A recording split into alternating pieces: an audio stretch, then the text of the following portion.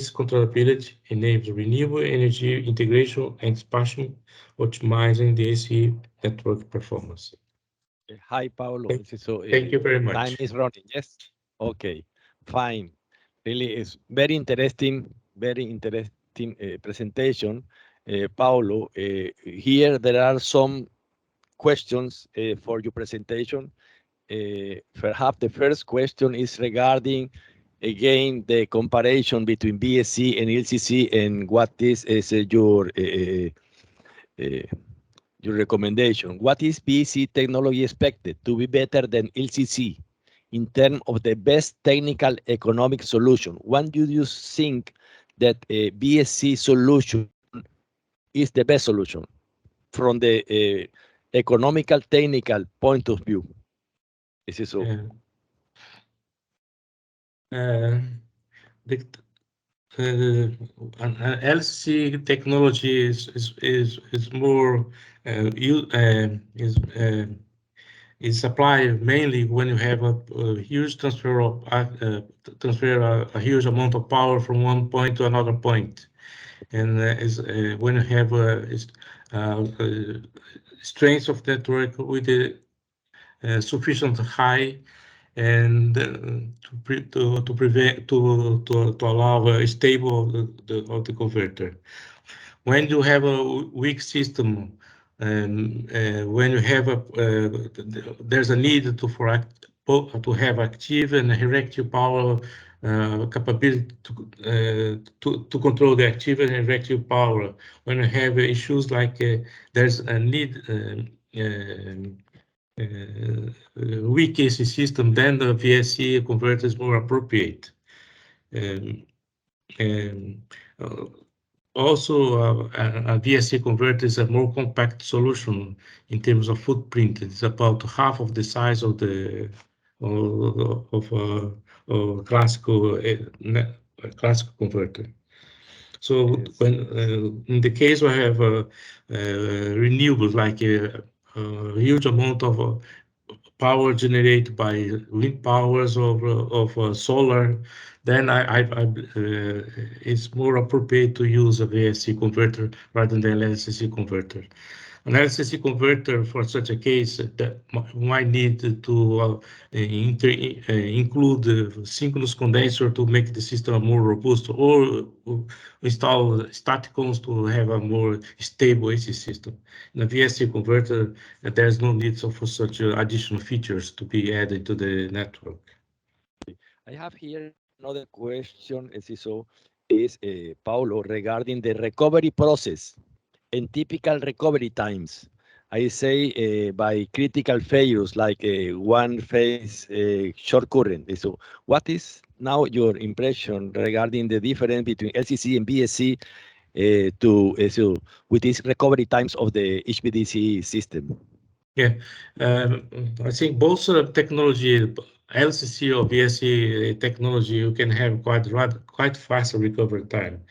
The recovery time can be in the range of 100 to 100 milliseconds. That's a typical value that you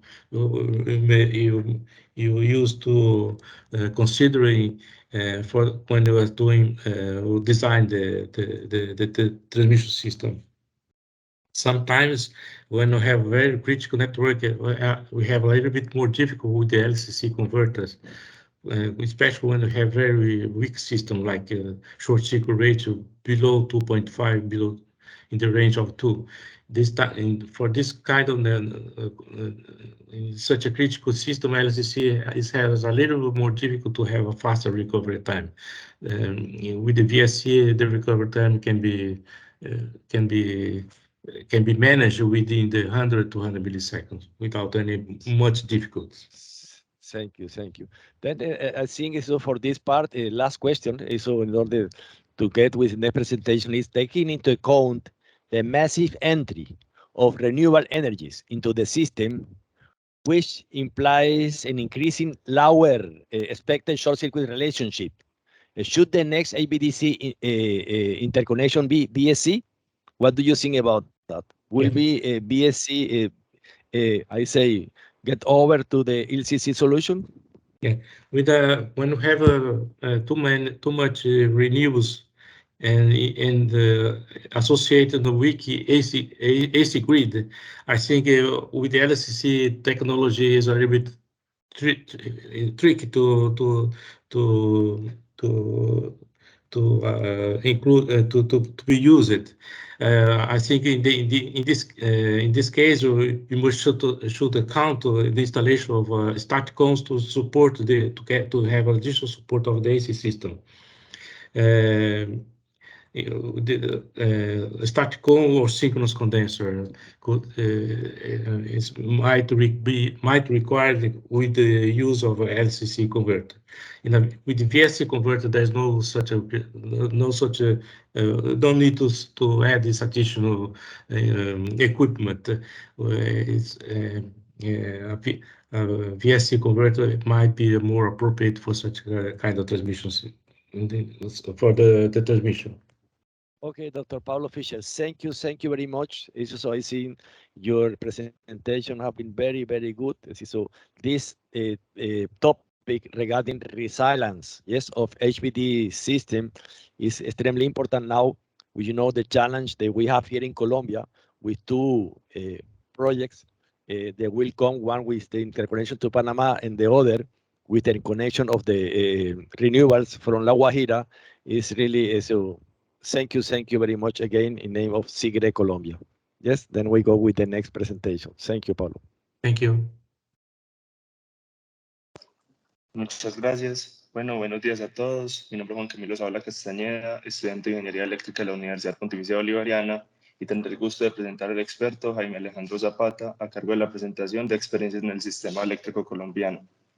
Jaime Alejandro es un ingeniero electricista de la Universidad Pontificia Bolivariana de Colombia, especialista en Derecho de los Negocios de la Universidad Externa de Colombia y magíster en Economía de la Universidad de AFIT de Colombia. Desde hace más de 6 años es el gerente del Centro Nacional de Despacho XM, la compañía en Colombia responsable de la operación y el mercado energético mayorista del Sistema Eléctrico Nacional. Además, es el presidente de la Asociación Colombia Inteligente, secretario del Comité Colombiano del SIGRE y miembro del Consejo Directivo del Comité de Integración Regional COSIER. Asimismo, es miembro del Comité Estratégico del Consejo Nacional de Operación y miembro suplente del Consejo Directivo de la Unidad de Planeación Minera Energética Nacional. Además, Jaime Alejandro es miembro del Comité Directivo del Proyecto Nacional denominado Energética 2030, que prepara a Colombia para la transición energética. En XM, filial del Grupo ISA, es una empresa de transmisión multilatinoamericana con presencia en Colombia, Brasil, Perú, Chile y Bolivia, y lleva más de 25 años de experiencia y se ha desempeñado en diferentes roles, entre los que se destacan director de aseguramiento de operación, director de coordinación de operación y director de transacciones del mercado, así como ponente nacional e internacional en temas de operación del mercado. Experto, bienvenido. Muchas gracias Juan Camilo, muchas gracias a todos, a SIGRE, a la UPB, a ISA por esta invitación. Realmente un gusto para nosotros compartir un poco la visión que tenemos en estos sistemas para nuestro país, para Colombia. Y quisiera empezar con un pequeño contexto también, como lo vamos a ver en la presentación, de cómo estamos en Colombia, cómo se ha venido desarrollando nuestro sistema y qué expectativas y necesidades estamos viendo a futuro. Entonces, un gusto saludarlos. Permítanme, por favor, comparto por aquí mi pantalla.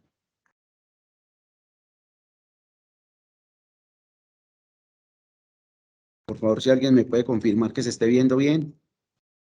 Sí, Jaime Alejandro, se está viendo. Muchas gracias, Jorge Wilson. Bueno, entonces, como mencionaba, hablarles un poco de las experiencias en el sistema eléctrico colombiano y en ese sentido quisiéramos comenzar como un pequeño resumen de cómo ha sido el crecimiento del sistema interconectado nacional, ¿sí? Qué estudios se han venido desarrollando a lo largo de este transcurso del tiempo y qué expectativas y necesidades tenemos a futuro. Aquí tenemos un foco cerca de 2027, 2028, con lo que estamos viendo de integración de nuevas fuentes de generación, por ejemplo, renovables no convencionales en nuestro sistema y de todas estas nuevas tecnologías. Entonces, ¿cómo ha sido el crecimiento del sistema desde el punto de vista de generación? ¿Sí? Podemos ver en esta gráfica izquierda cómo en los últimos 17 años la matriz de generación en Colombia ha crecido cerca de un 37%. Esto es importante. En la línea azul podemos ver la generación hidráulica, como por los lados de 2006 estábamos cerca de 9.000 megavatios y como hoy estamos cerca de los 12.000 megavatios en 2022. En naranja la generación térmica, comenzando en 2006 con cerca de 4.300 megavatios de capacidad instalada en térmica y estamos hoy cerca de los 5.900. Y en verde, la eólica y solar, obviamente muy incipiente por todos estos años, donde apenas está viniendo a desarrollarse, a integrarse en nuestra matriz en Colombia este tipo de generación. Hoy es incipiente, pero realmente con respecto a lo que teníamos en 2006, es más, antes de 2020, vemos que hemos crecido. Digamos que se ha cuadruplicado este crecimiento en los últimos 2 años.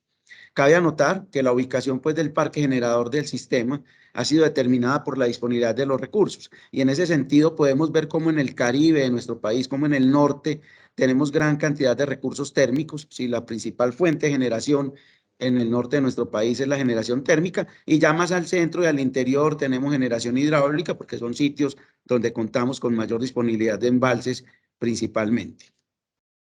Eso desde el punto de vista de generación. Ahora miremoslo desde el punto de vista de transmisión, ese crecimiento en el sistema interconectado nacional. Pues realmente el primer paso hacia la integración nacional en Colombia fue interconectar las regiones de Antioquia, Caldas, Valle y Cundinamarca. Ese fue el primer gran reto. Y después el segundo reto era interconectar ya la costa con el interior del país. Podemos ver pues cómo en esta gráfica del mapita en la parte superior, como les mencionaba, muy gris la parte norte porque era principalmente generación térmica y muy azul esta parte del centro y del interior pues por más generación hidráulica. El sistema interconectado en Colombia cuenta con 688 subestaciones a nivel de sistema de transmisión nacional, STN, y un sistema de transmisión regional con un total de 28.616 kilómetros de línea en ambos sistemas. Aquí en esta gráfica podemos ver cómo ha sido la evolución del crecimiento de los kilómetros en líneas, tanto a nivel de 500.000 voltios como a nivel de 220, 230.000 voltios. Y vemos cómo a lo que tenemos hoy, ya hoy tenemos, si vemos por aquí que el primer circuito fue en 1985 que interconectó estas dos áreas, hoy ya tenemos 4 circuitos que nos permiten intercambiar energía entre la costa y el centro del país. Normalmente, en condiciones normales, la costa en nuestro país tiene un consumo cercano a los 2.800, 3.000 megavatios y nosotros tenemos una capacidad de entregar energía por estos enlaces cercana a los 2.000 megavatios. Entonces, normalmente el flujo común es llevar energía del interior a la costa, no solo porque es más económica, sino además por la capacidad que ya hoy está con un límite importante. A finales de 2024 vamos a estar creciendo este límite cercano a los 2.600, 2.700 megavatios. Eso desde el punto de vista de transmisión, pero también miremos las interconexiones internacionales, cómo se han desarrollado en nuestro país.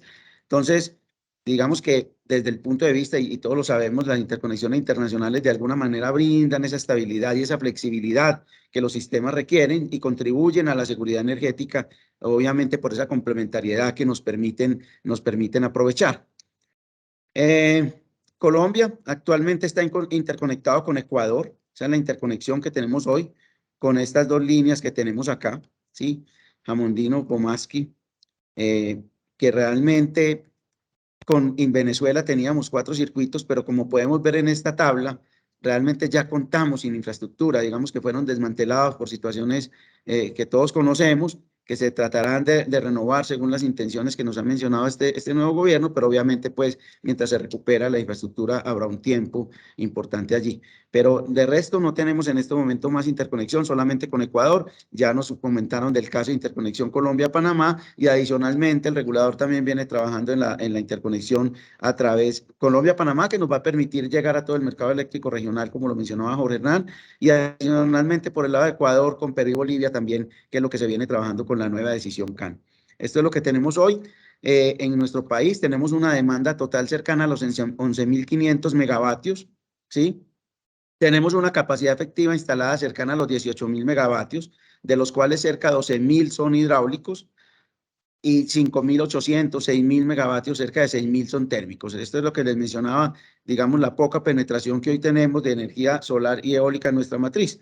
Y aquí podemos ver cómo nuestro sistema está dividido en 5 principales regiones, para todo el tema de la operación. Es decir, son las regiones con las que tratamos de identificar o de sesgar el país para hacer un poco más amable la operación. Entonces podemos ver acá Antioquia. Antioquia tiene una demanda cercana a los 1.650 megavatios, cerca del 14% de la demanda total del país y una capacidad de 5.123 megavatios, predominando obviamente una generación hidráulica por su ubicación y por la cantidad de embalses de gran magnitud que se encuentran pues en su interior. El suroccidente, esta parte inferior, tiene una demanda de 2.580 megavatios, cerca del 22% del total del país, y una generación instalada de 3.600 megavatios, donde también tiene 2.800 hidráulicos y 700 térmicos.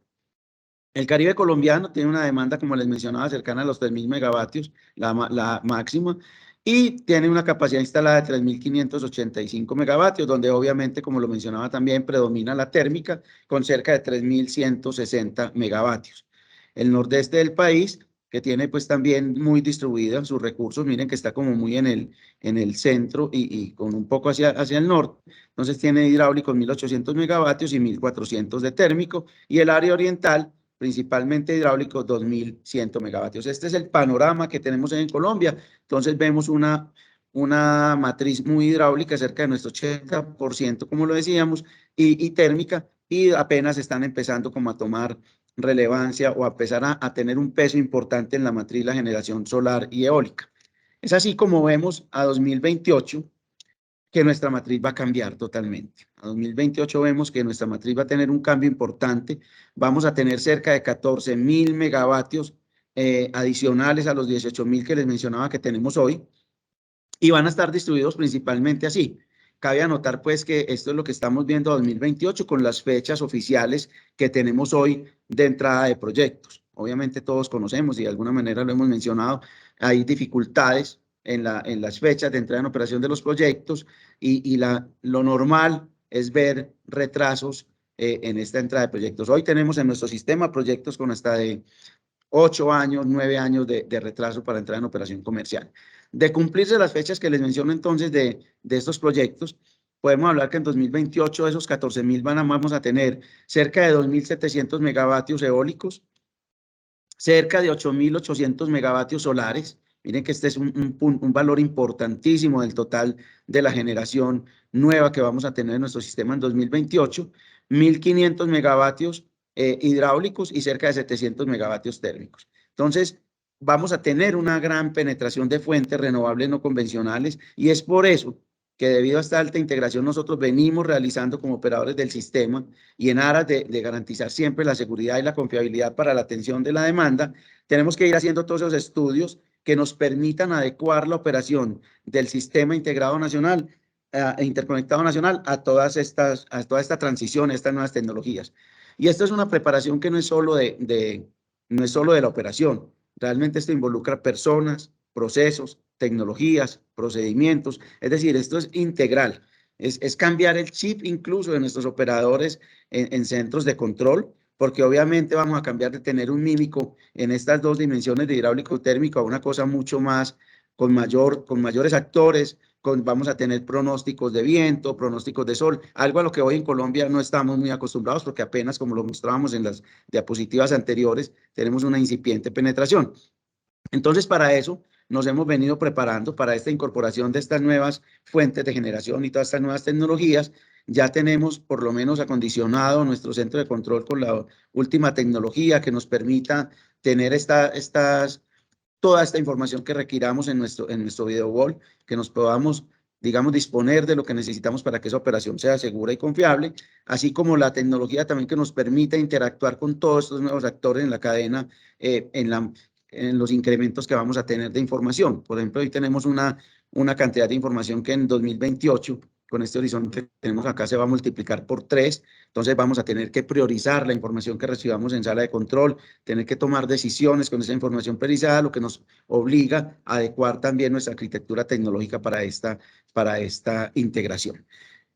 Estos 14.000 megavatios que menciono que van a entrar en 2028 están distribuidos principalmente así en el interior del país. En Caribe vamos a tener cerca de 2.700 de los eólicos, es decir, toda la eólica se va a concentrar en el Caribe colombiano, específicamente en La Guajira. Esto es un reto importante además, porque porque nos obliga a preparar esas redes que tenemos allá también para poder atender y poder incorporar todas estas nuevas generaciones. De no disponer con las redes y con las adecuaciones que tengamos que hacer, no vamos a poder instalar los 2.700 que tenemos hoy en 2028. Y este es un número que fácilmente cambia. Ustedes saben que permanentemente la UDME en Colombia está recibiendo solicitudes de conexión de nuevos proyectos. Entonces vemos cómo este número realmente se va incrementando, y si uno le da una confiabilidad del 50% por lo menos de que todas las conexiones que se aprueben se cumplan, estamos hablando de todas formas de números importantes. Si miramos esto, ya estamos hablando de cerca de 1.500 megavatios, de cumplirse el mínimo el 50%, entonces esto nos obliga a esos retos de preparación del sistema.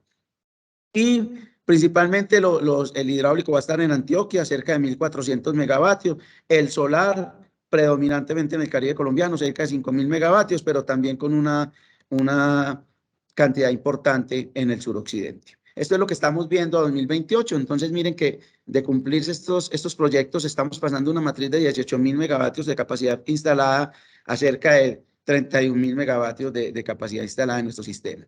Y ya con una combinación, y digamos, una combinación más, perdón, más distribuida entre los 4 tipos de generación: hidráulico, térmico, eólico y solar. Entonces, como son fuentes, pues obviamente no síncronas que están entrando a nuestro sistema, que no le aportan a la inercia, nosotros tenemos que hacer unos análisis de flexibilidad permanentes. Nosotros estamos haciendo en XM 2 estudios de flexibilidad por año, por lo que les menciono de que las condiciones van cambiando, los proyectos que se esperan van cambiando. Entonces tenemos que ir preparando nuestro sistema para eso. Y ese estudio de flexibilidad lo enfocamos en estabilidad de frecuencia, mirar todo el tema de la inercia, mirar el tema de las reservas. ¿Qué reservas vamos a estar necesitando para operar nuestro sistema? ¿Sí? Y lo vamos adecuando. Todo el tema de definición de rampas de subida y bajada para atender esa demanda neta. Todo el tema de ciclaje de unidades toma mucha relevancia, porque en la medida también que vamos teniendo nuevos actores, nuevas fuentes, también la regulación se va moviendo a la par, y los mercados se van moviendo a la par. Vamos a tener mercados con menores periodicidades, intradiarios posiblemente, que nos están llevando, ya conocemos la regulación, la resolución de borrador en proyecto, por lo menos que puso la CREC a disposición. Entonces esto nos va obligando a ir actualizando nuestra operación, a ir actualizando nuestros procesos y prepararnos para eso. Y obviamente la suficiencia de expansión, de generación y transmisión para poder incorporar esas nuevas fuentes, como le mencionaba. También, no solo quedarnos en el punto de vista de flexibilidad, sino también avanzar en la resiliencia, y no solo la resiliencia del operador en Colombia, es la resiliencia del sector como tal. Es una resiliencia que nos permite medir la capacidad de anticiparnos, de prepararnos y de adaptarnos rápidamente a esas condiciones cambiantes. Sí, de manera que podamos soportar y responder y recuperarnos ante esos eventos que se pueden presentar de alto impacto y de baja probabilidad. Entonces, en este gráfico pretendemos ilustrar en cualquier situación que se nos presente de un evento de alto impacto y baja probabilidad, que podamos tener una recuperación operativa rápida, digamos en el corto plazo, y que logremos ya en un mediano o largo plazo tener una recuperación de la infraestructura de manera total. Entonces, estos estudios de resiliencia y confiabilidad nos permiten pues anticiparnos y prepararnos para estas vulnerabilidades que normalmente se presentan en sistemas eléctricos. ¿Qué hemos hecho en Colombia? Hemos tratado de aportar un poco al regulador propuestas que nos permitan minimizar estos riesgos, ¿cierto? Como medidas de administración. Hemos venido referenciándonos con más de 30 países que ya tienen una integración importante en sus matrices de generación de este tipo de fuentes de generación renovables no convencionales. Entonces ya han incursionado por un aprendizaje importante del que tenemos que tener en cuenta para minimizar riesgos en nuestro sistema, y no solamente riesgos operativos, sino también sobrecostos. Incluso fue así como podemos aportar con el regulador, con el ministerio, con los agentes, con el Consejo Nacional de Operación, a proponer algunos requisitos técnicos que requieren este tipo de fuentes de generación para conectarse a nuestro sistema, de manera que minimicemos riesgos para cuando estemos operando con esta cantidad de generación. ¿Qué expectativas tenemos? Les mencionaba que la mayoría de los proyectos están ubicados en el Caribe colombiano. Aquí podemos ver en este mapa de calor las bondades que tenemos en radiación solar y en viento, en la parte superior en viento, y aquí la radiación solar, o sea que nos permite que son zonas que efectivamente cumplen incluso más de las condiciones requeridas para tener este tipo de fuentes allí. Y es por eso, como vemos, el desarrollo de los diferentes tipos de generación en esa zona. Podemos ver cómo en 2023 ya estamos hablando de, si se cumplen los proyectos que tenemos al año entrante, cerca de 2.000 megavatios de generación solar, que es esta línea amarilla, y ya en 2027, 2028 vamos a tener cerca de 5.000 megavatios. La térmica se mantiene muy constante, es esta línea naranja, la hidráulica también, que es esta línea azul, y la verde también, que es la eólica, presenta un crecimiento importante, pasando de cerca de 300 megavatios que esperamos tener en 2023 a cerca de 2.700 o 2.800 megavatios en 2027-2028. Aquí dejo pues la nota que la USME tiene actualmente solicitud de puntos de conexión de nueva generación por valor de 37 gigavatios en el área. Por eso les digo que este es un tema que permanentemente se está moviendo. Nosotros aquí tenemos información con corte al 27 de septiembre, pero con seguridad que hoy vamos y miramos y estos números probablemente pueden cambiar. Lo importante es el alto crecimiento que se está viendo en estas dos fuentes de generación, eólica y solar, en el horizonte en nuestro país, que va a impactar obviamente la forma de operar, nos va a traer nuevos retos, ¿sí? Pero definitivamente, también lo mencionaban, tenemos que tener la red de transmisión regional y nacional como habilitador. ¿Sí? Qué pena, quedan 5 minutos. Perfecto, no, perfecto. Vamos muy bien con el tiempo, gracias. Tenemos que tener la red como habilitador y aquí es donde empezamos a hablar ya de esa subestación colectora como punto común de integración de la generación eólica de la Alta Guajira, ¿sí? Que ya estamos esperando que esté para agosto de 2025 con la nueva información que tenemos, y la línea pues colectora que está requerida para acercar esa generación a esos centros de consumo, que es tecnología HVDC tipo BSC, y que estamos con una fecha estimada con la última información que tenemos para diciembre de 2028. Adicionalmente, ya cerrar, aquí les dejo los horizontes de tiempo de estos nuevos circuitos que tendremos en operación en nuestro país para permitir esta integración. Esta integración en HVDC, esta colectora, tiene unos beneficios importantes. Aquí se han mencionado algunos, entonces los voy a decir rápidamente. Esta tecnología BSC opera bien en redes débiles, que es la red que normalmente tenemos en nuestro Caribe colombiano, sí, por diferentes situaciones. Tiene capacidad de transportar grandes cantidades de energía a grandes distancias, un beneficio importante por la localización de esas nuevas fuentes que vamos a tener. Mayor desarrollo del potencial eólico de La Guajira, ya estamos hablando de cerca de 3.000 megavatios de nueva generación para 2030 incluso. Requiere menos refuerzos de la red existente. Esto es un beneficio en Colombia por todas las situaciones que tenemos para lograr avanzar en todas las reconfiguraciones o todos los mantenimientos y las cosas que tenemos que hacer, y obviamente nos permiten mayor controlabilidad. Entonces son beneficios importantes que vemos muy valiosos para poder soportar esta integración en esa nueva línea HVDC que estamos esperando en este momento para 2028. Esperamos que ojalá esa fecha se pudiera acercar en algún momento.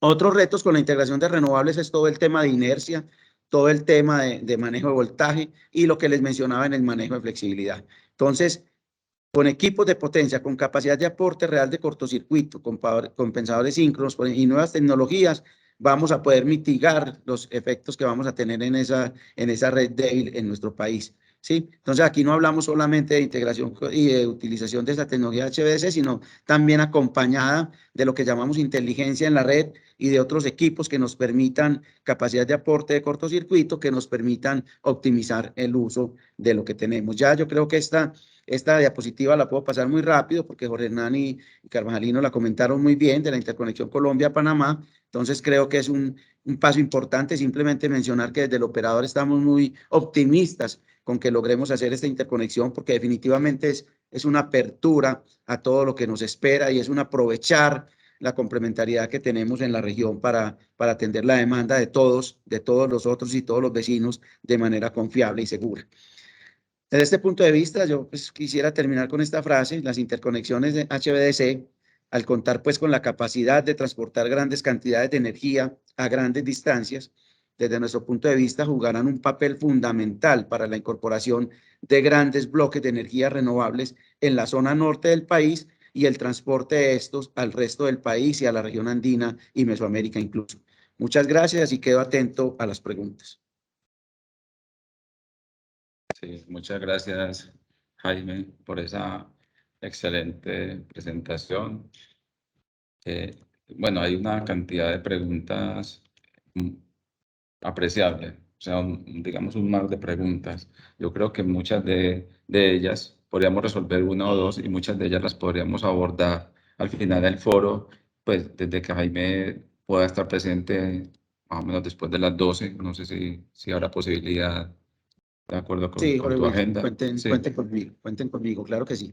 Claro que Bueno, sí. entonces voy a realizar un par de preguntas en orden cómo se recibieron. La primera ¿es posible determinar cómo está configurado el despacho de energía al megavatio hora según la tecnología de generación, hidráulica, térmica, renovables o de ciclo combinado?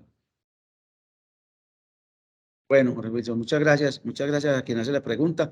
Realmente, este es un tema, el despacho, con las reglas que tenemos hoy en nuestro país. Ustedes saben pues que es un despacho económico.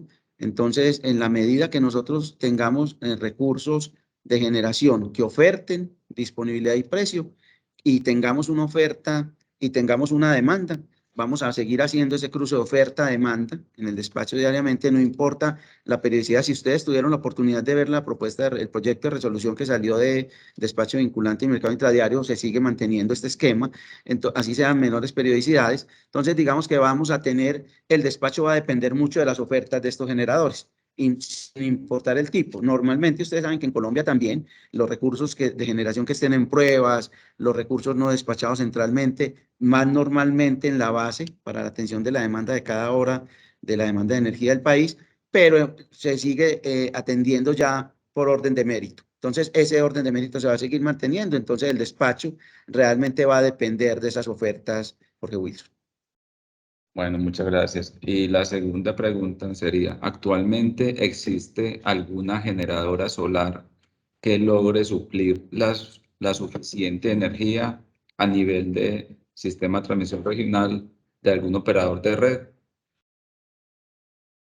Hoy no tenemos, digamos, que pueda suplir la suficiente energía de algún operador de red conectada a nuestro sistema. ¿Qué tenemos? También tenemos muchos recursos energéticos distribuidos conectados en nuestro sistema, muchos que incluso se utilizan para autogeneración, ¿sí? Que hoy no los tenemos, que ya se están empezando a identificar y digamos que ya hay una normatividad que pide que estén registrados en el sistema, pero realmente no los vemos si no nos están entregando excedentes al sistema, ¿sí? Los vemos simplemente como una disminución de la demanda. Entonces, no, con lo que tenemos hoy no, pero realmente, si vemos esa diapositiva que yo mostraba, lo que vamos a tener a 2027 en solar, cerca de 5.000 megavatios en La Guajira en 5 años, entonces creo que ya podremos estar hablando atendiendo esta pregunta de una manera diferente, de cumplirse, Perfecto. obviamente. Muchas gracias, Jaime Alejandro. Entonces, ahorita continuaremos con las siguientes preguntas en el foro. Perfecto. Entonces, una feliz mañana y vamos a dar seguimiento Gracias. a la otra presentación.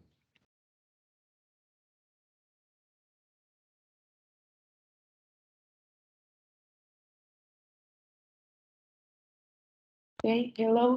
My name is Daniela Mercado Acuña. I am student of electrical engineering at the Universidad Pontificia Bolivariana, and I will be pleased to introduce to the following speaker, Moctava Mojades. Moctava Mojades graduated from the University of Manitoba and joined Brand Consultants in Science. Since 2003, he's been with Transbrick Solutions, CGS, where he's currently serving as Chief Operating Officer, COO. He has been involved in many FACTS and HVDC projects, and Moctava is a member of SIGRE. He's also a senior member of AEE, and in 2022, a recipient of the EE Hungarian Award for FACTS and Custom Power. The engineer will give us the presentations entitled Studies and Proposal for HVDC La Guajira Project and Recommendations. Go ahead, engineer. I will be contacting you when you have 5 minutes left. Good morning, everyone. Thank you for listening to me, for participating in this call. Let me just share my screen first.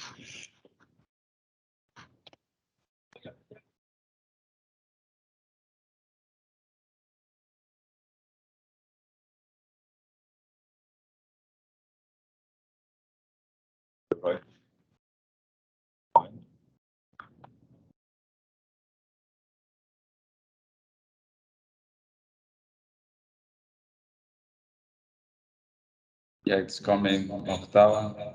Okay. We can see your PowerPoint. Do you see Okay, it's ready, Yeah. Octava. Yeah. Thank you so much. Okay, I try to keep it short. I know that we are a bit behind the schedule.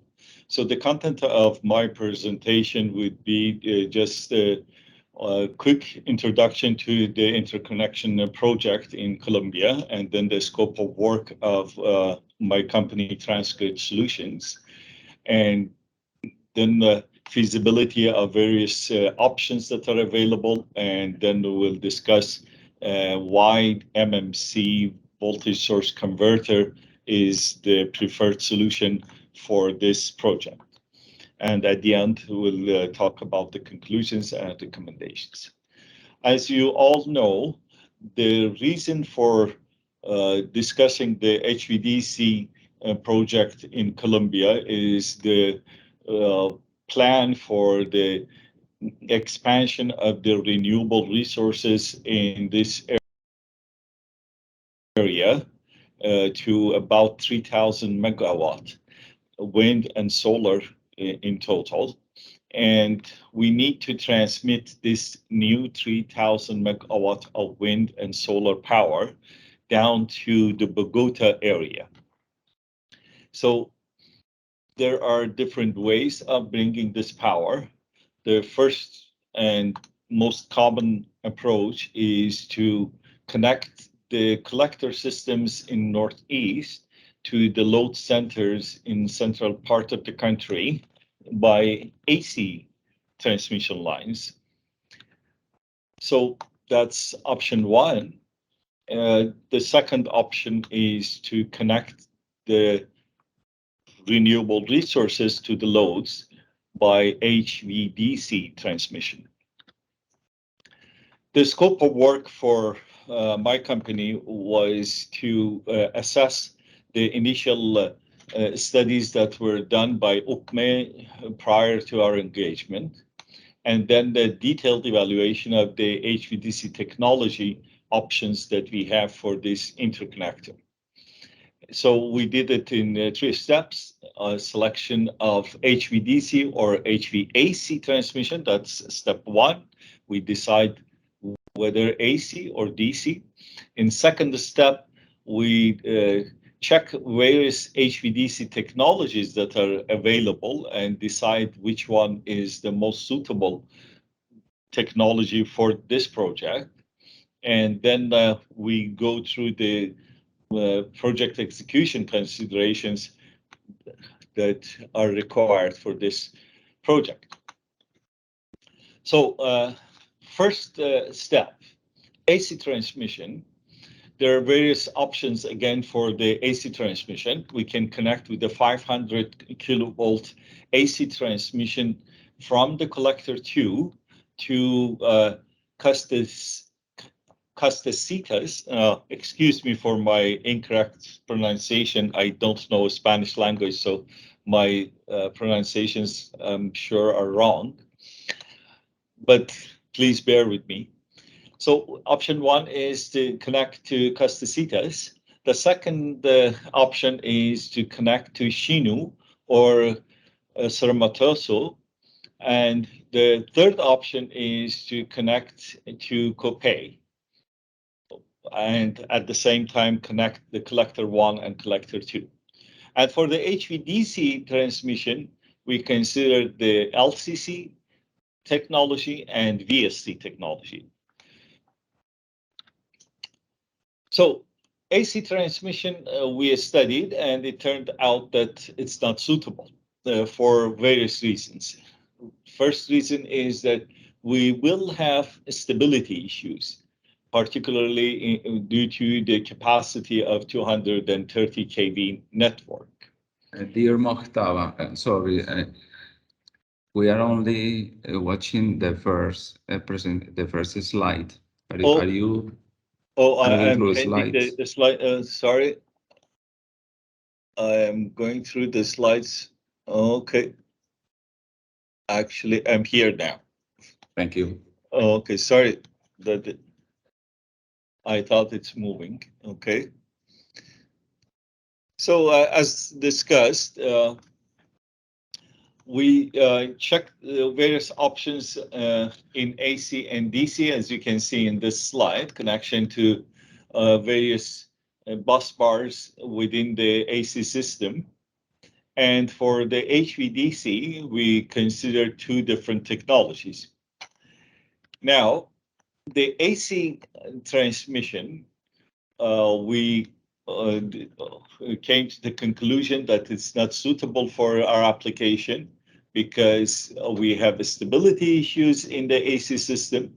And also, there is not enough AC system strength at collector 2. So remember, majority of or all the renewable energy resources that we are going to implement in northern collector system are inverter based, either wind generators or solar generators. They're all inverter based, and these inverter based energy resources require certain level of system strength to be able to operate. The rule of thumb is that we need a short circuit ratio of 2.5, maybe down to 2.2, but not less than that. For 3,000 megawatts of renewables installed in the northern area, we need a system strength of more than 6,000 MVA. And that is not possible to provide through the AC connections. If we do any of these connections that we suggested in the previous slide, the short circuit ratio at the collector 2 is less than what we need. That means the new wind farms or new solar generators cannot operate stably. And to achieve a stable operation, we will require extra equipment. In particular, we require a large amount of synchronous condensers. And that is costly and requires a lot of maintenance. Therefore, the AC option was considered not feasible and was removed from the table. Then we come to the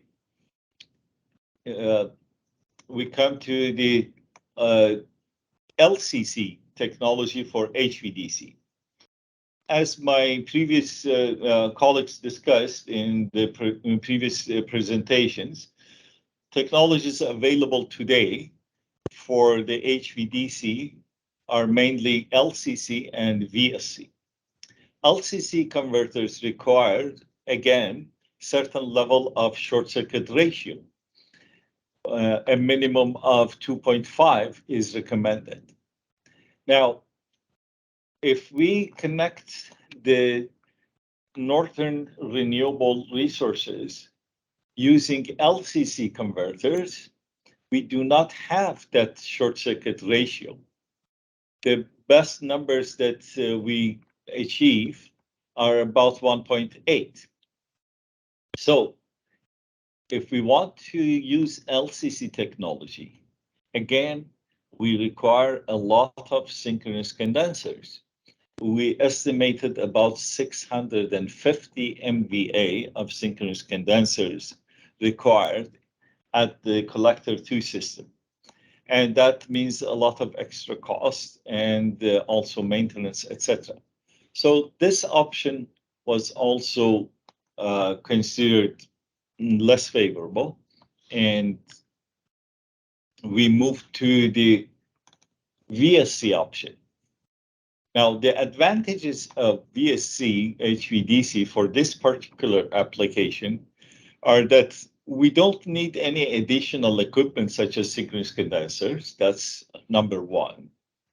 Second is that the VSC terminal at North Laguira can be operated in frequency controls, meaning that in the same mode that the offshore converters operate in Europe and elsewhere in the world. If we operate in this grid forming or frequency control mode, then we can supply the required short circuit ratio to the wind farms. In other words, the short circuit ratio rule that previously mentioned for the proper operation of the wind farms and the solar generation is not applicable anymore. The VSC converter can actually control the frequency of the northern network in such a way that the wind farms and the solar generation can operate stably. So there is no concern with respect to the short circuit ratio required for those renewable resources. That's a big advantage. Another advantage is that it has the black start capability. Remember, when you want to start those wind farms, you need some source of power. At the beginning, you need to energize the collector system, and then the wind farms can connect and produce power. So to energize the northern system, where do you bring power from? VSC can provide that power. So at the beginning, at the startup time, VSC will transmit a small amount of power from south to north, allow the northern system to be energized, and then the wind farms to be connected and bring up to speed. Then the power will flow from north to south. So this capability, again, saves us considerable amount of money that is required for the energization of that network. Another point is that if we go with the AC connection, we do require series compensation, series capacitors for the new AC lines. And those series compensation will be prone to subsynchronous resonance.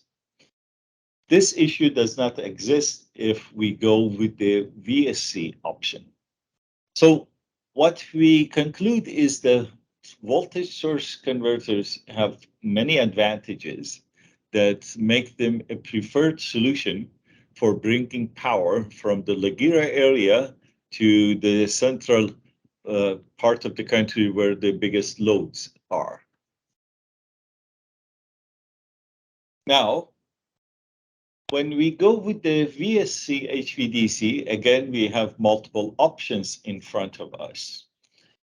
We can use a half-bridge converter. We can use a full-bridge converter. In addition to that, we are bringing power using overhead transmission lines. These overhead transmission lines are subject to faults. There are lightnings and other causes that will cause faults along the line. And to get rid of those faults, we can use either DC breakers or AC breakers. Each of them have advantages and disadvantages. The most cost-effective solution here is to use the half-bridge converters, where the faults along the DC line are cleared using the AC breakers. AC breakers are located at the AC side of the converter transformers, on the system side of the converter transformers. When a fault occurs along the DC line, we open the AC breakers, de-energize the transformer, block the converters. This way, the fault is cleared, and then we close the AC breakers again, energize the transformer, energize the converter, and so on. So that's the way that we take care of the DC faults. We also suggest using a bipolar configuration. As discussed in the previous presentations, there are various configurations that we can use for voltage source converters. In this particular case, we propose using a bipolar configuration using a dedicated metallic return line, what I am pointing to at this moment. A DMR is another conductor connecting rectifier and inverter. However, this conductor is at a very low voltage, close to zero. As you can see, one end of the conductor is grounded. Therefore, the voltage along this line is close to zero. At this point, it may be a 20 kV, 30 kV at most. So this configuration is selected because it provides reliability for us, and it also avoids some environmental concerns. I don't have enough time to go into details of those, but the advantage of this configuration, as I said, is reliability and reduced environmental concerns. Now, what voltage level? That's the next question we need to ask ourselves. For this project, we selected plus and minus 600 kilovolts. The reason is that we know we need to transmit 3,000 megawatts. So if we go with the plus and minus 600 kilovolt DC voltage, then the DC current will be 2.5 kiloamps. So 2.5 kiloamp is a rating that is available today with the existing technology from the multiple manufacturers. The other option would have been to use 525 Excuse kV. me, Mohtaba. Yes. We have 5 minutes to finish. Okay. Thank you. Okay, so the other option is lower voltage, but with the lower voltage, the current will be higher, and that would have been a problem because we would need higher rating for the IGBTs that may not be available. Of one of the poles, if one pole of the HVDC is out of service for any reason, we still need to transmit the 3,000 megawatt without tripping any of the wind farms or solar generators. To be able to do that, we need another path. So what we did is that we suggested that a 500 kV AC line is connected between the collector 1 and collector 2. This way, when one pole is tripped, the excess power will be transmitted through this AC line to the collector 1 and from the collector 1 to the rest of the system.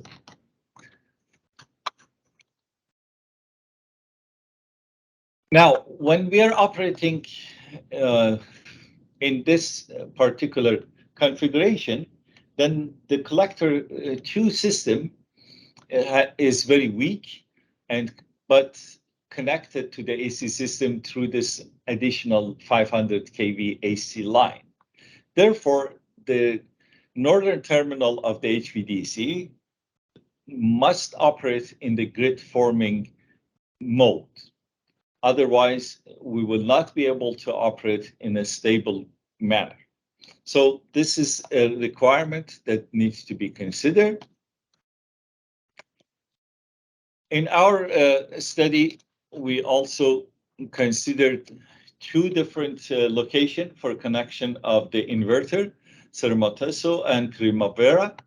And it turned out the connection to Primavera has some advantages.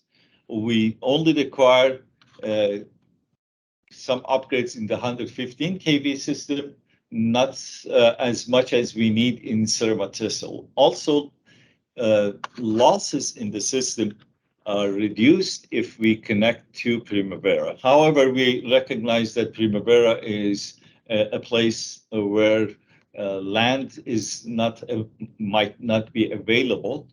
So we may still want to connect to Cerro Matoso for reasons other than technology. technical reasons. So going through these quickly, the final slide, our proposed solution is a 3,000 megawatt half-bridge MMC VSC bipole system with DMR at 600 kV DC voltage, with an inverter at Primavera and the converter rating as explained. In addition to that, an extra AC line, 500 kV single circuit, connecting collector 1 and collector 2.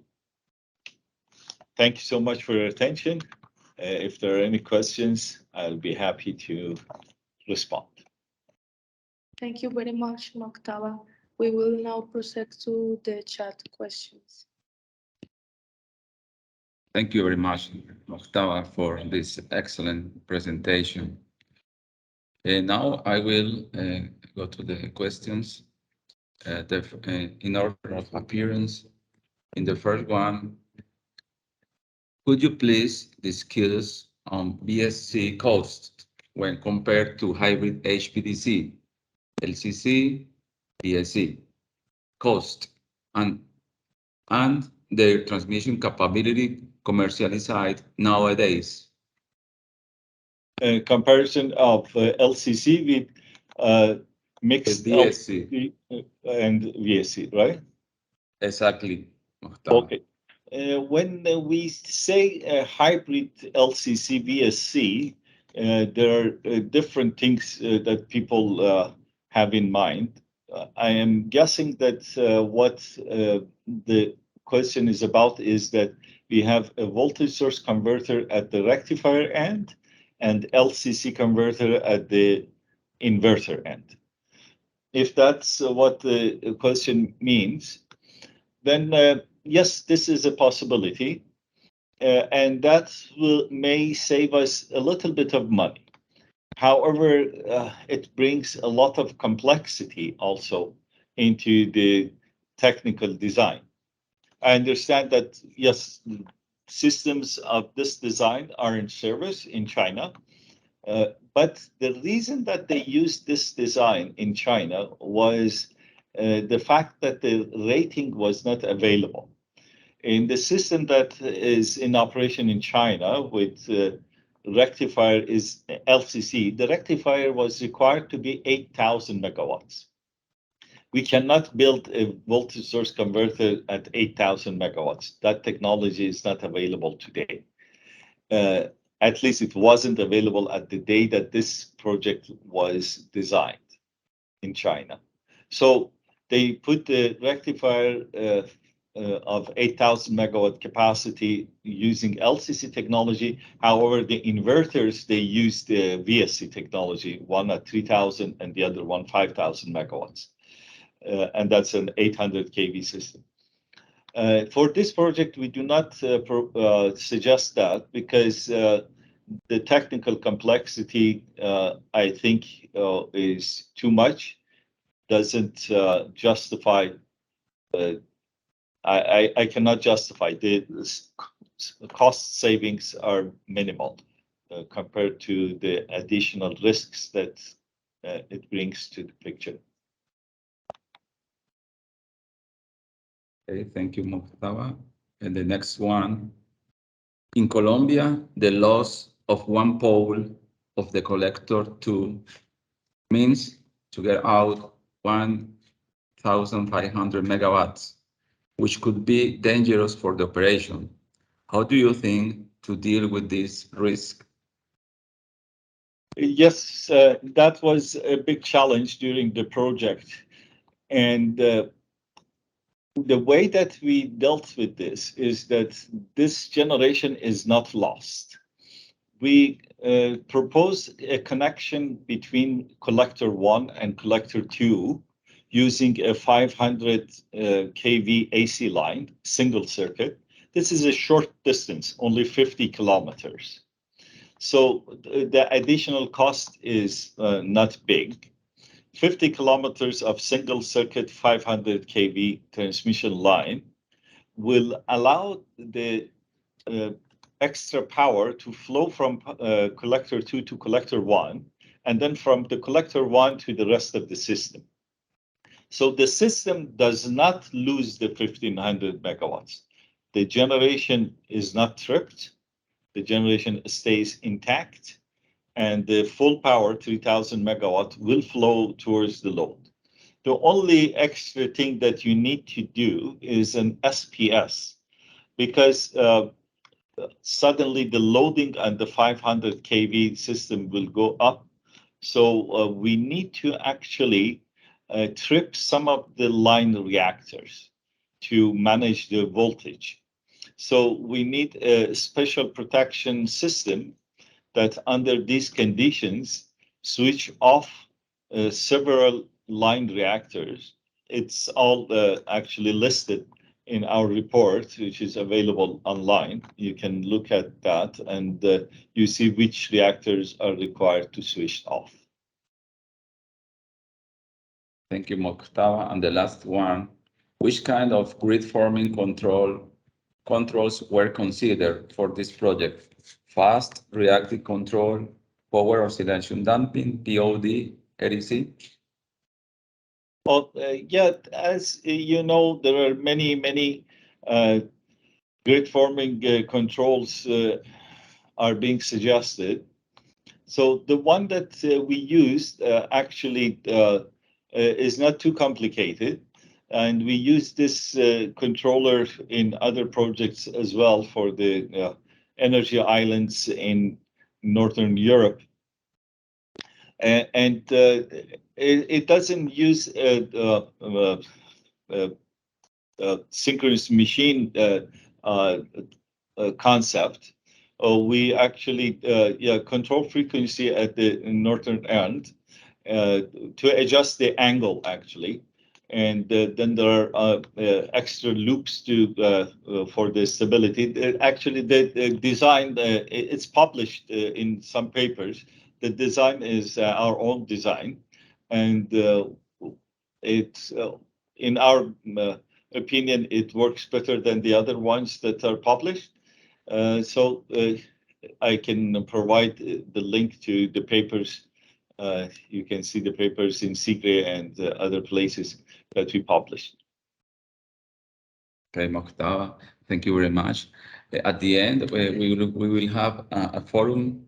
If you can stay with us, it would be more or less after 10 minutes. If not, we can understand. Thank you again, Mokhtar. Thank you. We will go to the next and last presentation of the day.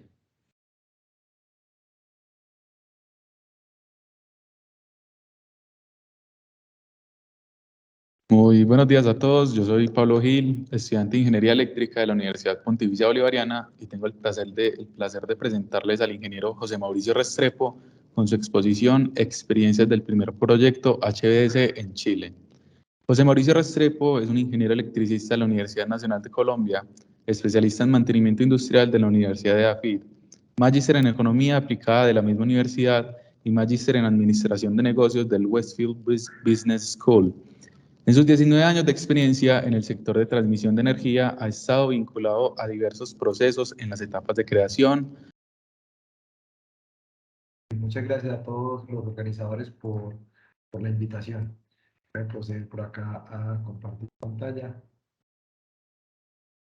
Bueno, pues primero que todo quisiera aprovechar para presentar rápidamente nuestra empresa Conexión, una empresa que resulta del consorcio conformado por 3 empresas con amplia experiencia en el sector de transmisión de energía, que son ISA, Transelec y China Power Southern Grid. El consorcio se formó, se oficializó en marzo del año pasado y pues lo que buscamos es poner todo el conocimiento de las 3 empresas, las mejores prácticas en los ámbitos técnicos y los ambientales, de tal manera que podamos desarrollar proyectos HVDC de manera sostenible. Nuestro proyecto en Chile consiste en la construcción de una línea de transmisión HVDC bipolar con tecnología LCC con una longitud aproximada de 1.350 kilómetros. Vamos a ir desde el norte de Chile, en la región de Antofagasta, hasta la región metropolitana de Santiago. Construiremos estaciones convertidoras en ambos extremos para finalmente tener la capacidad de transmitir 3.000 megavatios. Y nos conectaremos en el norte con la red de corriente alterna en la subestación existente Quimal y en el sur con la subestación existente Lo Aguirre. Para este proyecto contaremos con 84 meses, es decir, que debemos estar realizando por tardar en mayo de 2029 y el valor de inversión de referencia que en su momento estimaron las autoridades fue de 1.480 millones de dólares, pero la realidad es que la inversión estará alrededor de los 2.000 millones de dólares. Para explicar un poco el propósito y la razón de ser de nuestro proyecto, quiero comentar algunas características de la matriz energética en Chile. Históricamente en Chile buena parte de la demanda de la energía se ha cubierto a partir de recursos fósiles, que es lo que vemos en la gráfica de arriba en los diferentes tonos de gris, pero afortunadamente ha venido incrementando la participación de energías renovables, particularmente de las renovables no convencionales, a tal punto que hoy podemos decir que estamos atendiendo la demanda con energías basadas con generación basada en energías renovables más o menos en un 40% del total de la demanda. Y un 25% del total corresponde a energías renovables no convencionales.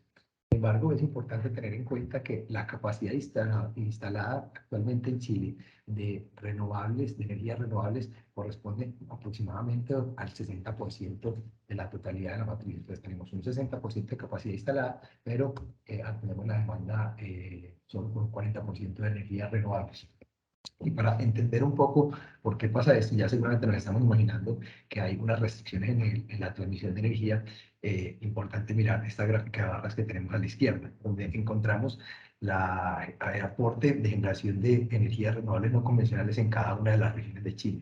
Entonces encontramos que en las regiones del norte, en Antofagasta y en Atacama, tenemos una participación muy importante de renovables no convencionales, principalmente a base de solar fotovoltaica y eólica, así como también tenemos una participación importante de fuentes eólicas en el sur de Chile, en las regiones del Biobío y de la Araucanía. Entonces, tenemos un porcentaje importante de renovables no convencionales en los extremos de Chile, en el norte y en el sur, pero el centro de demanda lo tenemos en Santiago, más o menos en el centro, de tal manera que el no tener la suficiente capacidad de transporte genera lo que en Chile conocemos como vertimiento de energía, que es finalmente el tener que desaprovechar la capacidad de generar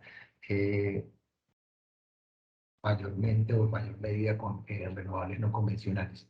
Y este año, en el 2022, los niveles de vertimiento de energía están en sus máximos históricos. A julio de este año llevábamos unos 2.200 gigavatios horas de vertimiento de energía, superando ampliamente lo que fue la totalidad de energía vertida el año pasado, el 2021, que estuvo del orden de los 1.650 gigavatios hora. Entonces, todo este contexto para explicar la principal razón de ser de nuestro proyecto, porque al construir nosotros un corredor de transmisión de energía desde la región de Antofagasta hasta Santiago, hasta la región metropolitana, vamos a contribuir a resolver estas restricciones. Claro está, hay algunas otras situaciones que van a aportar a solucionar el vertimiento de energías, pero nosotros vamos a aportar significativamente a esta solución. Hay algunas ventajas de la solución HDS que yo creo que han sido muy bien explicadas por Sanjay y por Paulo. Por aquí de manera general, pues claro está que al tener una red HDS en Chile vamos a aportar a la estabilidad de la red, vamos a tener la posibilidad de tener un flujo de potencia, digamos, de transmitir un flujo de potencia específico independiente de las oscilaciones del sistema. Vamos a tener un control más preciso y le vamos a facilitar la vida a los operadores del sistema, proporcionando una solución segura y flexible para el despacho de potencia, pero además, a diferencia de las redes enmalladas de corriente alterna, aquí como no vamos a estar transfiriendo potencia reactiva, a pesar de tener un bloque o una transmisión de energía de un bloque importante, no vamos a aportar al aumento de los niveles de cortocircuito. Pero más allá de estas ventajas para la operación del sistema, yo quiero, digamos, resaltar lo que es la contribución del proyecto para una meta muy retadora que tiene Chile y es ser carbono neutro en el 2050, ¿sí? Entonces, nuestro proyecto va a aportar significativamente a que esto se dé, va a aportar también a la meta de reducir el 30% de los gases de efecto invernadero en el 2030 respecto a la base que se tenía en el 2007 y va a contribuir también a una meta asociada a que el 60% de la generación en el 2035 sea basada en energías renovables. Recordemos que mencionamos al principio que hoy podríamos estar del orden del 40. Adicionalmente, digamos, totalmente comprometidos con el impacto ambiental, con la reducción de los impactos ambientales que genera el negocio de la transmisión. Aquí queremos resaltar cómo un proyecto HVDC reduce el impacto en la servidumbre requerida.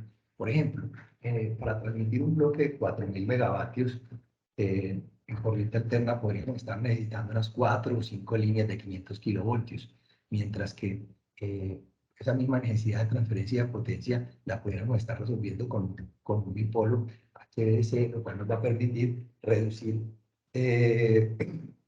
a 1/3 la necesidad de servidumbre requerida con todos los beneficios socioambientales que esto trae consigo. Y claro está, pues esto aplicará en algunos proyectos, no siempre podremos resolver todo con corriente alterna, ya lo mencionó, lo explicó muy bien Jaime, hay un punto de quiebre a partir del cual las soluciones HVDC empiezan a ser costo-benéficamente atractivas para el sistema, que ese punto de quiebre, dependiendo del sistema donde se aplique, puede estar entre los 600 y 800 kilovoltios.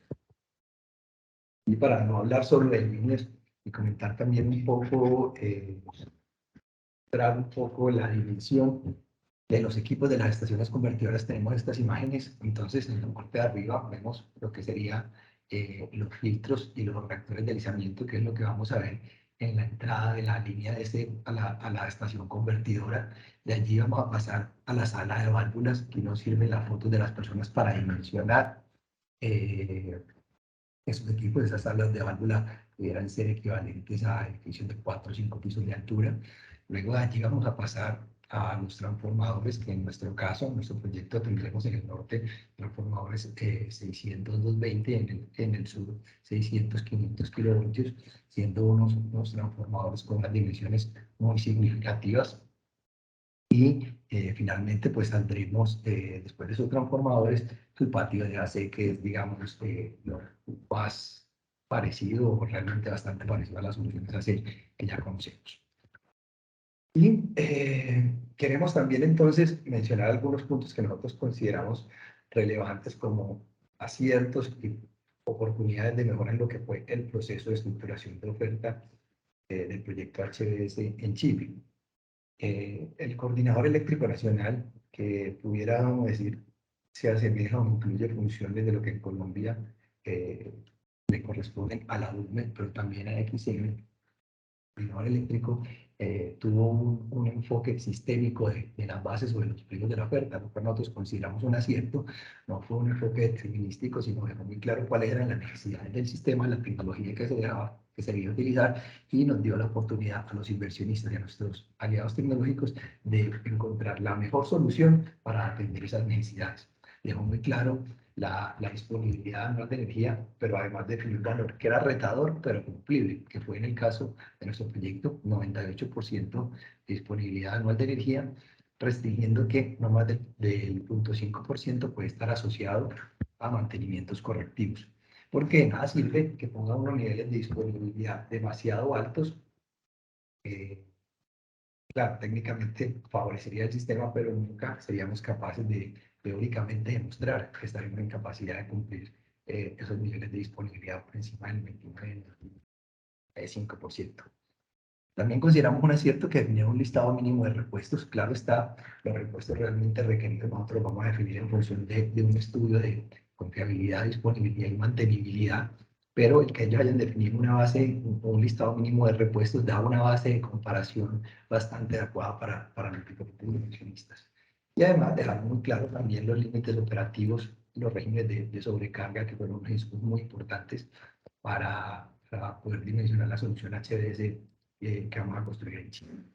Y dentro de las oportunidades de mejora que pienso que pudieran tenerse en cuenta para el caso de Colombia, está primero el tener mayor servidumbre en la base de datos y en los estudios eléctricos, que ya tengo una base de datos con las diferentes fuentes de energía basada, fuentes de generación, perdón, basada en renovables no convencionales, que estos estudios converjan, que tengan la totalidad de estudios eléctricos.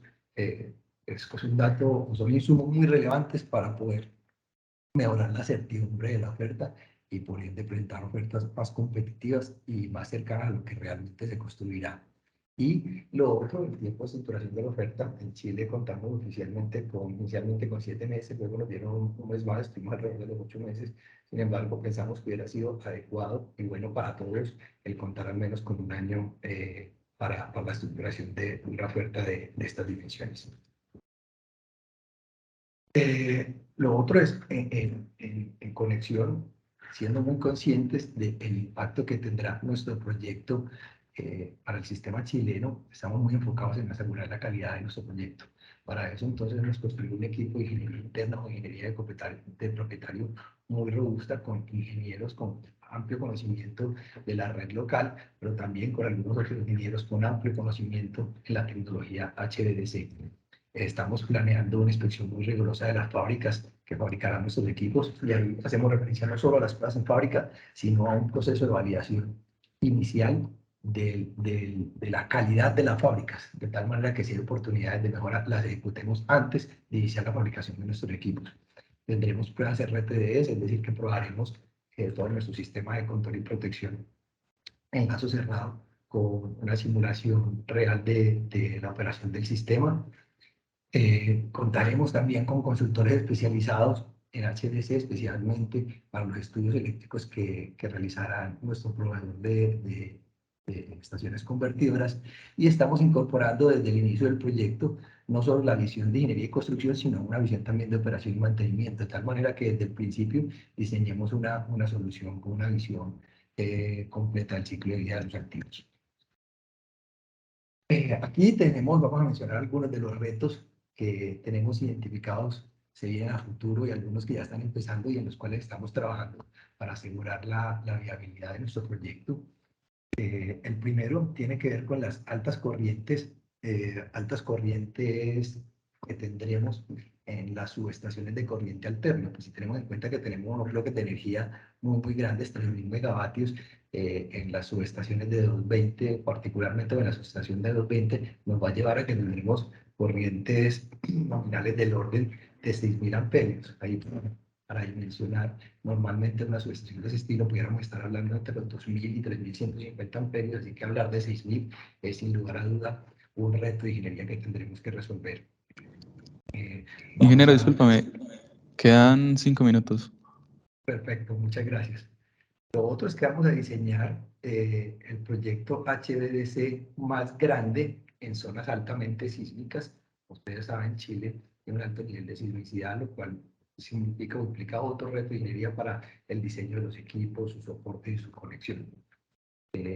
También tendremos que diseñar soluciones de ingeniería que nos permitan controlar adecuadamente los niveles de ruido. Esto aplica para cualquier país, pero les digo específicamente en Chile hay una regulación muy estricta para digamos, controlar los niveles de ruido. Los receptores sensibles son las personas que van a estar alrededor de nuestra infraestructura.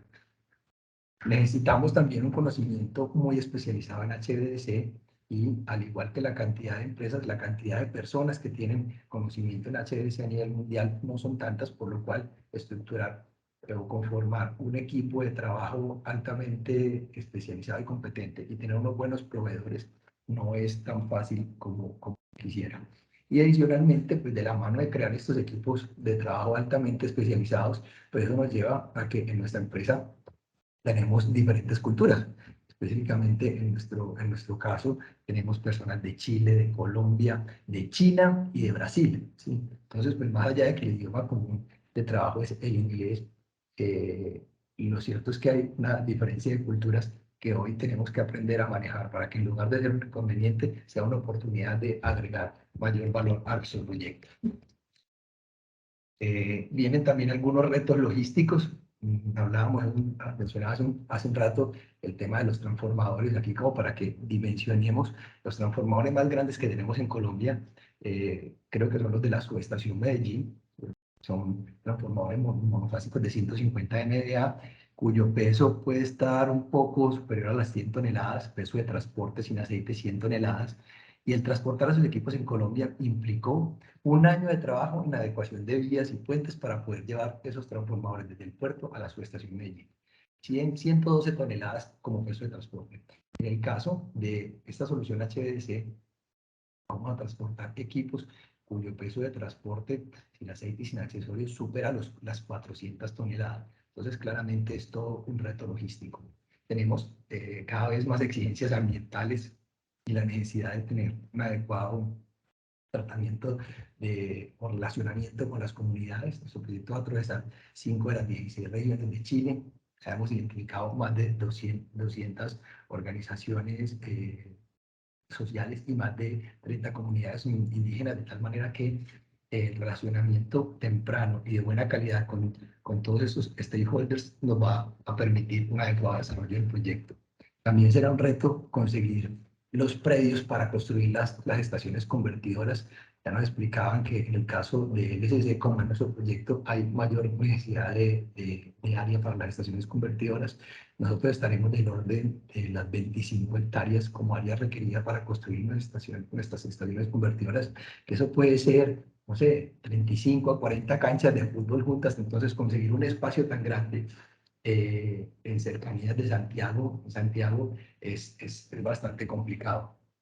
También tendremos volúmenes de materiales regulados importantes. Nosotros estaremos manejando 3.7 millones de litros de aceite dieléctrico, lo cual también es un reto logístico y ambiental. Aquí les dejo y las memorias que hará este QR que nos llevará a nuestro canal de YouTube para quienes quieran conocer un poco más de nuestro proyecto, y muchísimas gracias por habernos invitado. Listo, ingeniero, muchísimas gracias por la presentación. Ahora vamos con la sesión de las preguntas. Perfecto. Buenas tardes. Hola, Mauro. Muchas gracias por la presentación. Muy interesante. Yo creo que este es un hito para todas las empresas y especialmente pues una empresa colombiana que tiene un reto inmenso de dejarnos súper bien en este tipo de proyectos y que va a permitir tener un conocimiento que se va seguramente a difundir a nivel nacional. Tenemos varias preguntas. Una, frente a los retos pendientes que mencionabas de muchos órdenes, físico, ambiental, social, predial, el sismo, el ruido, la confiabilidad, como decía, servidumbres, la saturación que se presenta hoy en las fábricas para entrega de elementos por todo el tema económico mundial que vemos, pues, y demás. Además de los temas logísticos, ¿ustedes cómo ven el riesgo de cumplimiento en la fecha de puesta en operación y si se puede mitigar esos riesgos? Ahora, pues definitivamente ese es uno de los principales riesgos que tenemos, el de atraso en la fecha de puesta en servicio, aunque si te soy totalmente sincero, la verdad, la razón de retraso en la fecha de puesta en servicio, hoy la estamos asociando más a posibles atrasos en el licenciamiento ambiental, que no sería nada diferente de lo que pasa en la mayoría de proyectos de transmisión y de energía en la región. Asociamos más a eso, a congestión en la fábrica. Somos muy conscientes que hay congestión en algunas fábricas, pero las asociaríamos más a temas, por ejemplo, de cables aislados para tramos subterráneos, tramos submarinos, que no los necesitamos en nuestro proyecto. Pero en el caso de la fabricación de nuestros equipos, hasta ahora no hemos identificado una restricción, un cuello de botella en ese sentido. Como te decía, vemos algunos riesgos y tenemos muchas acciones de control para mitigarlos. Estamos asociados a posibles retrasos en el licenciamiento ambiental.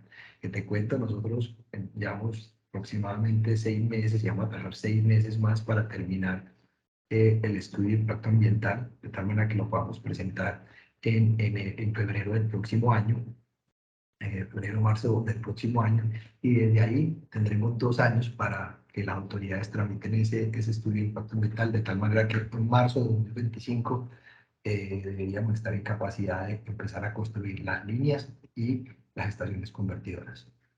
Gracias, Mauro. Y otra preguntita, desde el punto de vista de, digamos, de inversionistas y como empresas que ya están enfrentando la realidad del montaje de un proyecto, ¿qué recomendación harían para Colombia frente a lo que tenga que ver con la convocatoria en cuanto a todos sus componentes, estudios, aprobaciones, de manera de que sea algo, digamos, mucho más óptimo a la hora de poner a competir los distintos inversionistas y que, digamos, tenga el mínimo riesgo en problemas ya de la oferta mismo, de riesgos para la inversión o en tiempo de entrada en operación?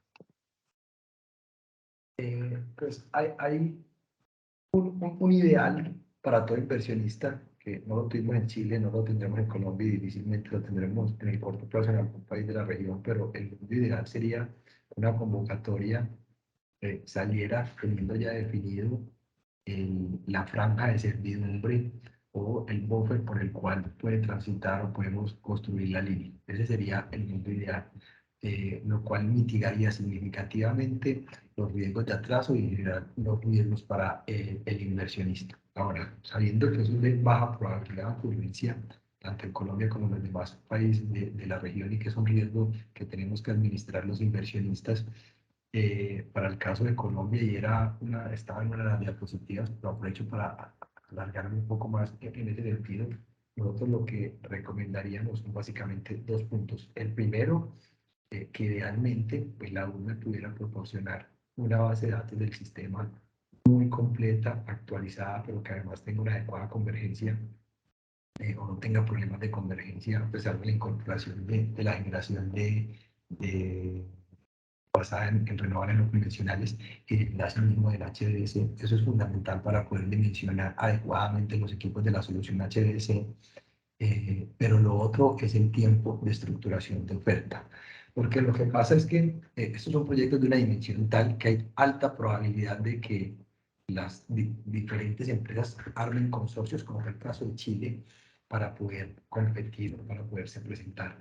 Y el unir o armar consorcios de empresas grandes, sumado a que no tenemos en el mundo muchos proveedores de soluciones HVDC, no tenemos muchos proveedores de estaciones convertidoras, más la necesidad de ingeniería y desarrollo de estudios, implica que se requiere un buen tiempo para estructurar una oferta competitiva y con alto nivel de incertidumbre, ¿sí? Entonces, el poco tiempo significa que los inversionistas tienen que asumir más riesgo, el riesgo significa que hay que cubrirse con mayor cantidad de dinero, y finalmente eso va en contra del sistema y del país donde se requiera la solución.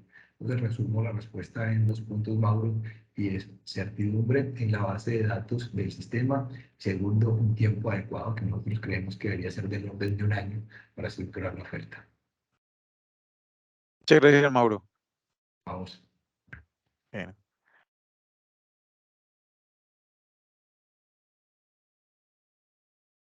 Muchísimas gracias, ingenieros, por las respuestas, y ahora ya le damos paso al foro.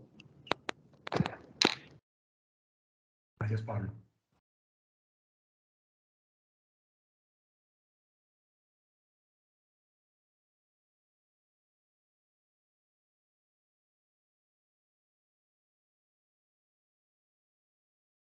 Jorge.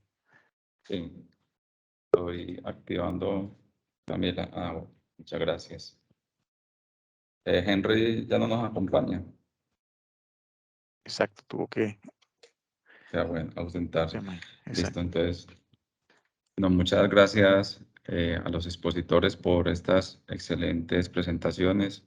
Igualmente, pues, a los asistentes a través de las preguntas tan pertinentes que han realizado. Hemos obtenido unas importantes contribuciones a partir de este gran evento. Le recordamos que dentro de un poco de pues, unos cuantos meses tendremos un documento, unos proceedings alrededor de las conclusiones o de propuestas futuras que podrían necesitarse para hacer realidad estos sistemas de transmisión en corriente directa para Colombia. Y realmente hemos captado pues unas vertientes para poder realizar este documento o este análisis. Bueno, debido pues al tiempo que disponemos, que es realmente corto para finalizar, vamos a aprovechar la presencia de algunos de los expositores que todavía nos acompañan para abordar una pregunta que consideramos estratégica o clave y que podría concluir este evento. Desde el punto de vista de cada uno, yo tengo aquí la noción de que se encuentra Sanjay, Jaime, Mojtaba, Jorge Hernán Jaramillo y José Mauricio Restrepo. Entonces voy a realizar la pregunta en inglés y esperaríamos una respuesta, por favor, corta o sintética, dado pues el tiempo que nos queda disponible. La voy entonces a realizar en inglés para poder abarcar a todos los expositores. From your point of view, sorry, I didn't clarify this for the speakers who speak in English. We will proceed with a very short forum in order to conclude this webinar with a strategic question. From your point of view, what would you recommend for the transmission system of Colombia regarding elements needed to successfully accomplish HVDC systems from the point of view of each one? So you can start in any sequence.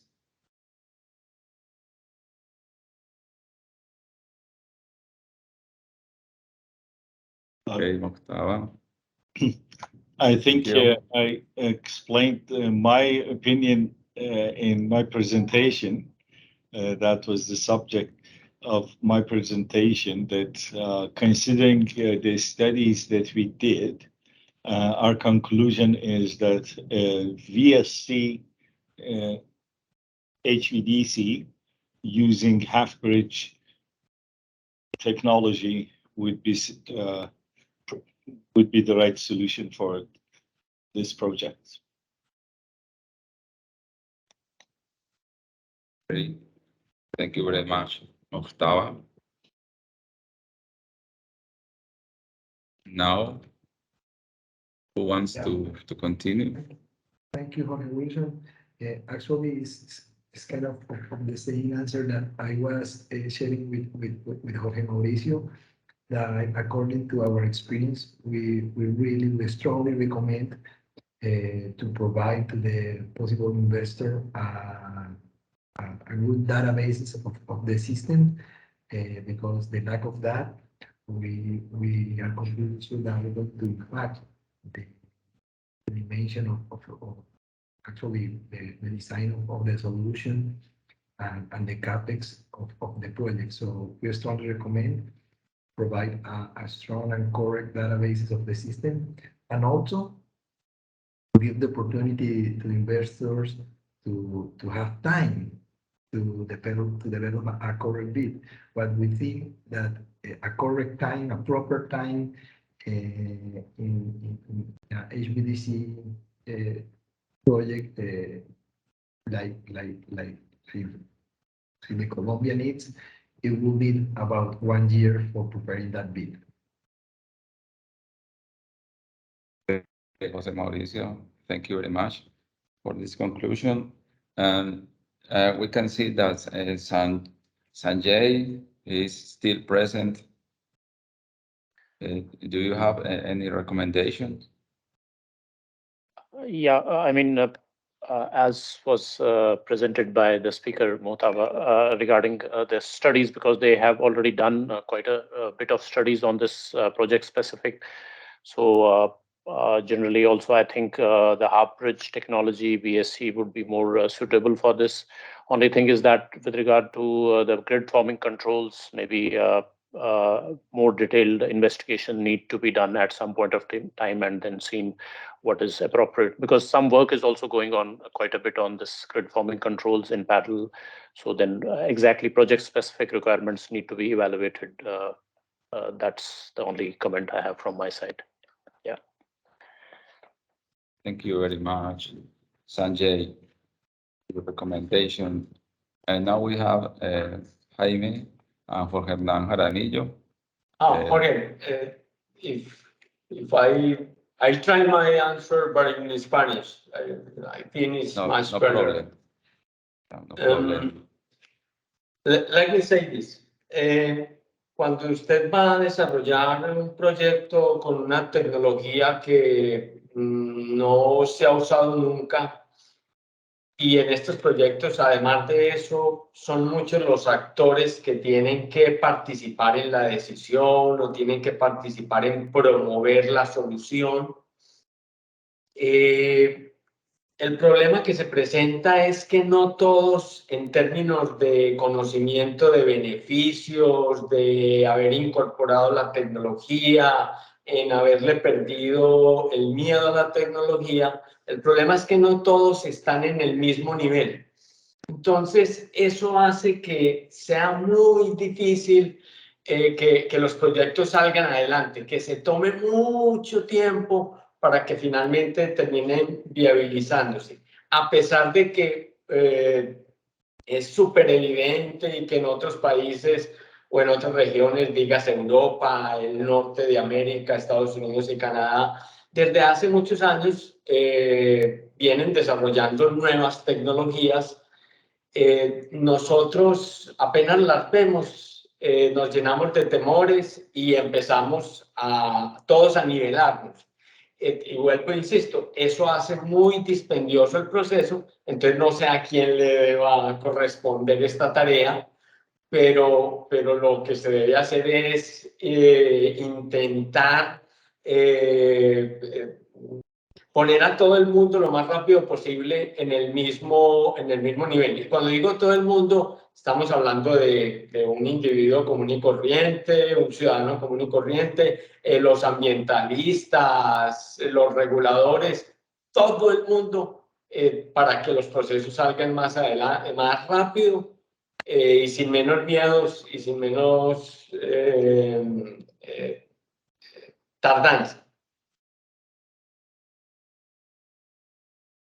Muchas gracias, ingeniero Jorge Hernán, por estas excelentes recomendaciones.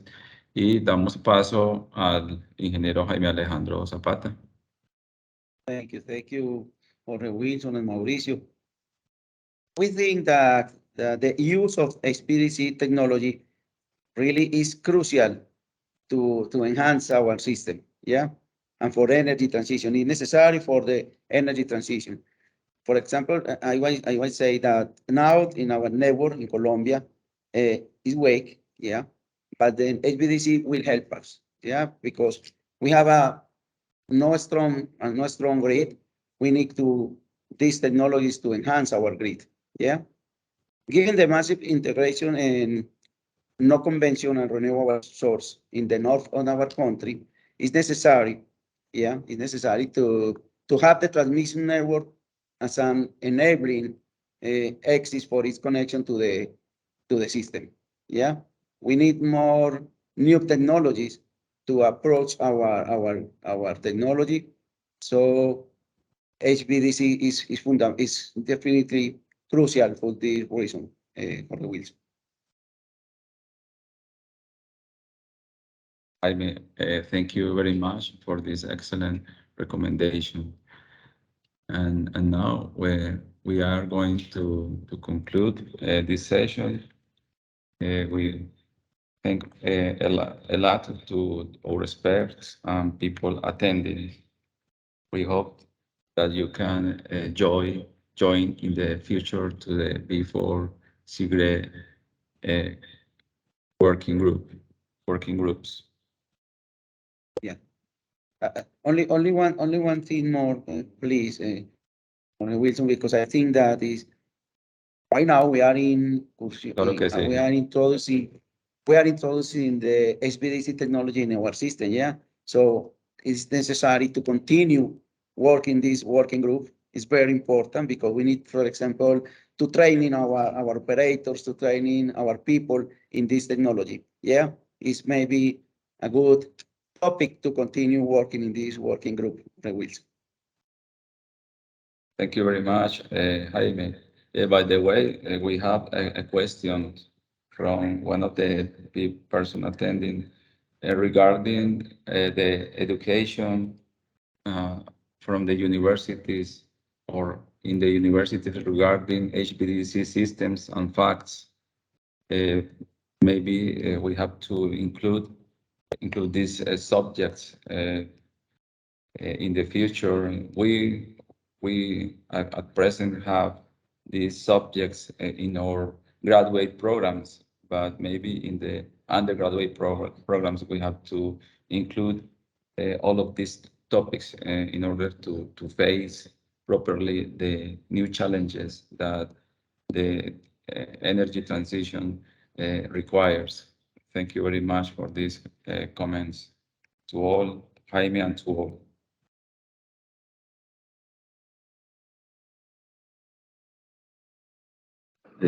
Buenas tardes a todos. En este momento podemos dar por finalizado el evento HDS 2022. Esperamos que les hayan gustado todas las presentaciones y que las encuentren provechosas. Les damos gracias pues, a los expertos, a los expositores, por brindarnos su preciado tiempo y conocimiento, y a todos los asistentes también, gracias por su interés. Para los que estén interesados en volver a las presentaciones, pronto, como ya Camila lo mencionó en el chat, pronto las podrán consultar en la página del SIGRE Colombia, y la grabación del evento también va a estar disponible en un canal de YouTube, en el canal de SIGRE Colombia, se estima que para la próxima semana. Nuevamente, mil gracias a todos y que tengan un feliz día. Gracias. Muchas gracias. Hasta luego. Gracias a todos. Muchas gracias a todos. Gracias. Muy amable. Muchas gracias. Okay, gracias. Thank you very much to all.